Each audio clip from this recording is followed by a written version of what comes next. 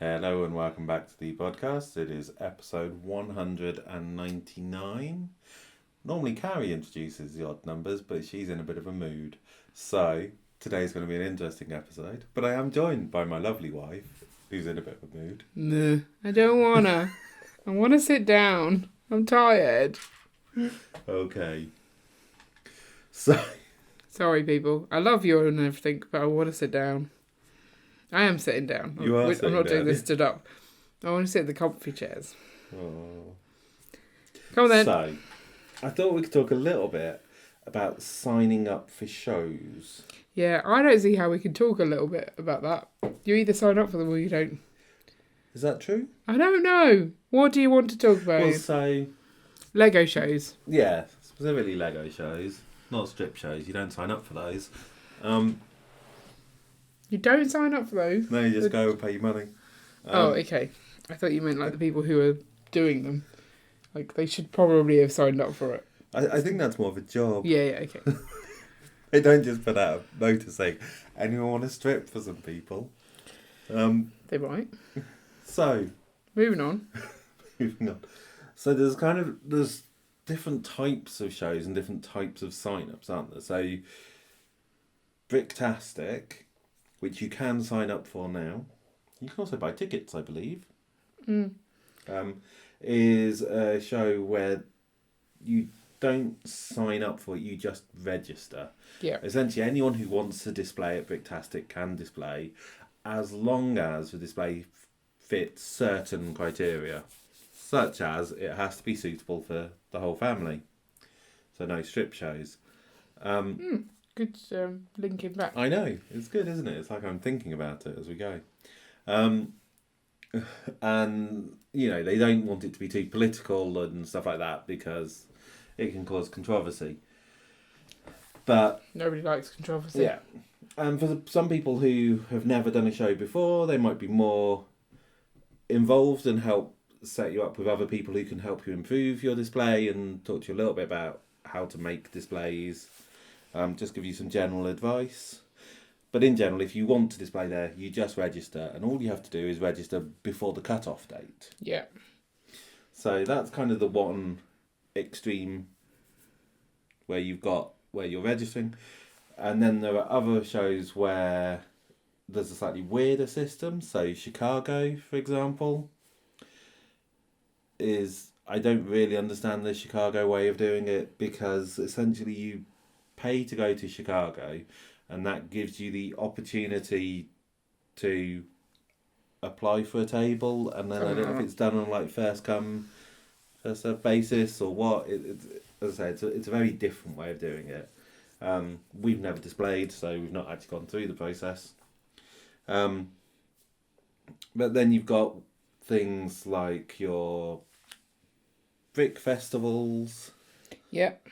Where you apply, and as long as you've done it in time, then they normally have space, and so you get in and you say how many tables you want, and it's all fairly straightforward. Yeah. But you can also, for brick festivals, I don't know, for specifically, I don't know about other ones, you can also kind of donate your mock for them to display your mock rather than you having to do it. So that's kind of a different system. Yeah. But so there's all these different ones. But I guess the important question is, when should you sign up for a show? Before the deadline. Before the deadline is probably good. I mean, it's the only way, surely. Yeah. After the deadline. I'm sure we've applied after the deadline for some shows. I don't think we have. Do we not? Don't say we have, because I'm pretty sure we haven't. Name an instance. I don't know. I mean, we signed up for a show this weekend. Yeah. Well, I don't know when the deadline for signing up for that was. They asked us, did we want to come? I said, yes, I do. Okay. We've apparently got 2 tables, by the way. Okay. Because he asked me how many tables I want, and I didn't reply. And he went, I'm just going to assume you're having 2. Okay. So we've got 2 tables. 2 tables, cool. Always good. But so if someone thinks they want to display at Bricktastic, but they don't know what they're displaying, should they sign up now? I don't know. I haven't, because I don't know what we're displaying. So I'm going for as long as I know what I'm going to display before the end of the deadline, what's the point of me applying earlier? Because I know it's a registration. If it was for something else where you might need to be first come, first served, then I might have put an application in. I don't know. But then, how can they review your application if you haven't told them what you're going to bring? So there is that it's a bit more difficult. So, and I know some shows have, I think, Reading. Yeah, Reading, it's as long as you just pop your models in before the end of the deadline, then they'll assume your models are in. But I think, don't they have a different system? So, like, the first time you apply, you have to do a thing, and then after that, it's essentially, once you've done one show, you are just essentially registering and saying you're going again, kind of thing. Yeah, I think that's so it's kind of sign up the first year, register for subsequent years. Yeah. So, because obviously once you've done a show and the people organising it have seen that you can turn up to a show with a mock, which is a definite skill. It is. Then they're more confident in just trusting you to get on with it for future years. I think that's fair. Yeah. So we've got, obviously some people like Tech has tried to impose some laws on himself. Yes. That you don't sign up to a show until the mock is it something like 90% complete? I think that's it, 90% complete. And the other law is that he has to have shown it on his own YouTube channel before he shows it at a show. Right. Because he wants them to grow his channel, and he also wants to not be stressing about getting it finished at the last minute. Which makes sense. So yeah, that's a personal law though. That's not a. No. Everyone must be like that. Yeah, but I think you've got other people who kind of, if they've not signed up for a show, won't do it. They've not got that motivation to actually get on with it. Yeah, you need. And so I think it's important for people to understand what kind of people they are. Yeah, how they will react to the deadline, and therefore which kind of side they should take it on. But also, if you are going to sign up for a show to give you the motivation, you need to be fairly confident that that motivation is going to result in you doing it, actually doing it in time. Yeah. Not signing up and say you're doing a pod race and then turn up with half a pod race and some parts. Don't be mean.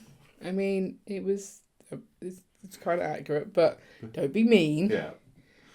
I think if you're going to do something massive, then have more of it done before you sign up, because it's really easy to think it's going to be fine and it not be, or leave it to the last minute and underestimate how big it's going to be, which I think is another way of saying what I just said. Yeah. But I think it also maybe depends on the type of mock you're doing.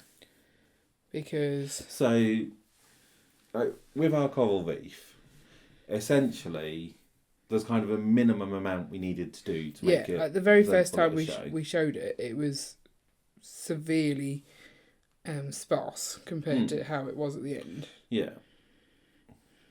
Whereas we just spent Black Country Brick Show next to a working model of the trebuchet from Warwick Castle. Yeah.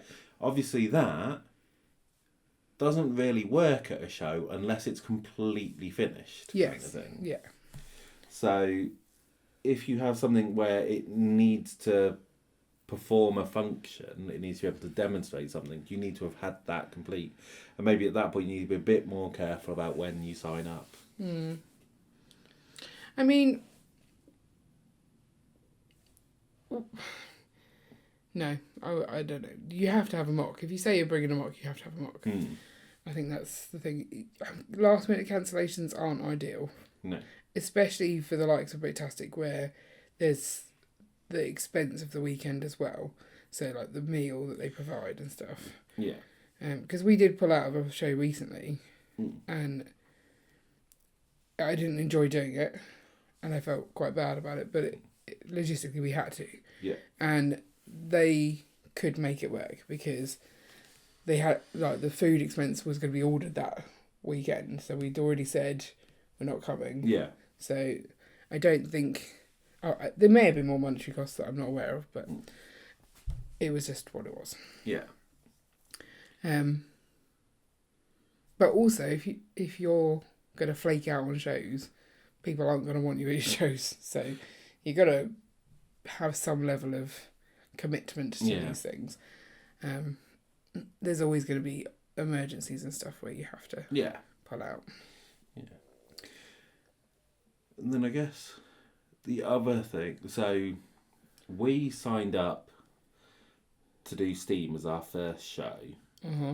And then I think we didn't sign up for anything else until we'd after we'd done it. And they kind of... Just to be sure. Did we enjoy displaying? Do we want to do more displaying kind of thing? Whereas you could obviously sign up for a whole bunch before you do your first one. Mm. Which... But what if you hate it? That is always the risk. But I think to a degree... How could you hate it? If you like Lego, it's hard to hate doing a show. I mean, you might really like Lego, but suddenly realise you hate children. In which case... Just walk away from your rock. Yeah. It's definitely a thing. I prefer the people who stay by the box because you get to chat to them. You could ask questions. And it's also really nice because they're enthusiastic about their own stuff. Yeah. So you get that passion to come through a bit more. But not everyone likes doing that. No. Some people just want to show you something cool without seeing your reaction. Yeah. And that's okay too. I guess. I don't get it. Yeah. But I've always found it slightly weird. So we have always been behind the mocks. I mean, I haven't recently because you made it too dull. Well, but we'll dwell over that. We'll scoot over that. Yeah. We won't dwell on that. But I think I don't know how I'd cope with a 360 degree mock. When you can't stand behind it. Yeah, there's nowhere to... So you're just kind of pacing around it, waiting for people. I don't know. Yeah, and that feels a lot more... Hello, can I talk to you about my mock, please? Which is weird. Yeah, I don't... Or, I'm just claiming credit for this thing that you seem to be looking at as I'm walking past. It's not clear. I think when you have a 360 mock, you have to wear something related to your mock. Is that the rule? Like the Jurassic Park guys. Yes. They had this massive mock, and then they were dressed up from Jurassic Park. It made sense. Yes. You could, when Paul does his pirate stuff and his pirate exactly. outfit. So that makes it less weird. Okay. Or more weird, depending on who you are and how you because I'm pretty sure I saw Paul chasing children dressed as a pirate going ah, and I don't feel like that helps them. Well, I think that's fine. Oh, it's funny to watch. Yeah. But yeah, I don't know. Would you consider doing a 360 mock? I don't think so. Because I like being behind the mock, being able to talk to people over the mock, but still having some space. Yeah, there's a table between you, so there's some distance there. That's fair. Keeps you safe. Yeah. From the weirdos, keeps them safe from you, you weirdo. What? I'm not a weirdo. You're a weirdo. With that too. I don't disagree. So, do you think Fantastic needs such a long sign-up period? What's it hang? I don't know. I feel that in some cases we've nearly forgotten to sign up to shows because we thought we'd already signed up to them. Well, that's why we have a spreadsheet. We do. Which we should be paying attention to. We should. So the only one where I think we were close to not signing up is possibly the Black Country Brick Show, because I was putting off signing up to it because it was our daughter's birthday. Right. And I was dragging my feet because I'm like, is this the right thing to be doing? I really want to go to the show, but I don't want to go to the show because it's her birthday. And so you just swooped in and signed us up for the show. And I felt bad about that. Okay. But I think she had an okay birthday. She had a lovely birthday. She really enjoyed the show. She did. Everyone made her feel very special, and I appreciate all of those people who did that. Yeah, I still have some mum guilt about it though. I wish that I didn't, but here's the thing. And now this weekend's show, we were waiting to see if our mock could actually get all the way home before we signed up to it. Because telling someone you're going to come to their show and then going, well, actually, half of my mock is still in Birmingham, isn't the best thing to do. And I didn't want to, like, which is worse? Being that person who you think might be coming but you haven't heard from them, or being the person that said they're coming and then doesn't come? Yeah. Like, that's worse, right? Yes. So... Yeah, and fitting the mock in the car was difficult. Yeah. But we just about squeezed it all in. I don't know. It's not pleasant driving with 2 children who are trying to hold on to a birthday balloon, not being able to see out the having a giant back of helium balloon in the back of a car, which the kids are meant to be keeping control of. Yeah. Didn't make it an easier journey at all. No, it did not. But you do these things. Yeah. So I'm hoping the journey to the show this weekend will be better because it's shorter. It's shorter, not as much stuff in the car. Yeah, we won't have any real luggage with us. Yeah. Unless we have to take 2 tables worth of stuff, then what are we filling that other table with? Ollie's mock? We're not taking Ollie's mock. I wouldn't even know where to start setting Ollie's mock up. Nah. And we also don't know if we have a complete mock because he had 4 boxes. That's true. And we could have 2 half halves. of each, yeah. But we can fill. I've got some little mocks that can go on. The girls can take some mocks as well because that will make it more exciting for them as well. Yeah. So I'm not too worried. No. Okay. What was that weird look? I haven't got my glasses on. I was trying to see how long it was. Oh, okay, fine. Just peered at the screen in a really weird way. I don't want to have to edit anything. Okay. These people are going to get this as is because I'm on holiday, people. So if you have to hear me telling Ian off for fiddling with bricks, so be it. Okay. Any other insights into signing up for shows? We should really do some signing up for shows. We should work out which shows we're going to go to and actually sign up to them. Yeah, because there's the Southampton Brick Festival is coming, and I haven't I signed up for it. suppose the Brick Festivals have the slightly more complicated aspect in that, so how Brick Festival events work is that you sign up to display and you get a £50 Lego voucher as a thank you for doing that, which is, we've talked before about how it's similar to how other shows might give you a Lego set or other stuff. It's just part of them thanking you for going. But you can, instead of taking that, you can use that to essentially get a seller's table. Yep. And so therefore there's that extra complication of, do you sign up to display, do you sign up to display and sell kind of thing. And that, so, because I think we're fairly confident that we are doing displaying and selling at the next Southampton one. But the problem is, there's a lot of logistics in that because I have to price everything. Yeah. And I don't know when I'm doing that. No. So we need to price things and get them all ready to go. Somehow. Yeah. That's on our April to-do list, so. Is it? Yes. Were you Cool. not listening at the weekend? No, not really. I don't listen to things. Okay. So if you have any thoughts or questions about signing up for shows, then let us know. If you have signed up for a show and not enjoyed it, that'd be interesting to hear. To be fair, I am thinking I have seen some people not enjoy displaying at shows where they've been by themselves. And yes. stuff. I mean, if you're on your own and you get put on an island table, most of the time you'll be next to someone. But there are certain shows where they put things throughout the museums and stuff where you will be on your own, and I feel they should really pay attention to whether that's a single displayer or someone with a But I also think friend. particularly some of the early brick festivals were quite bad for not having a huge number of displayers. Yeah. And so actually a lot of the displays ended up being from the people who were doing the volunteering. Right. So they weren't with their mocks. Yes, and so you that's could true. end up with one person is the only person actually Nearby sat all with the their mocks, mock. yes.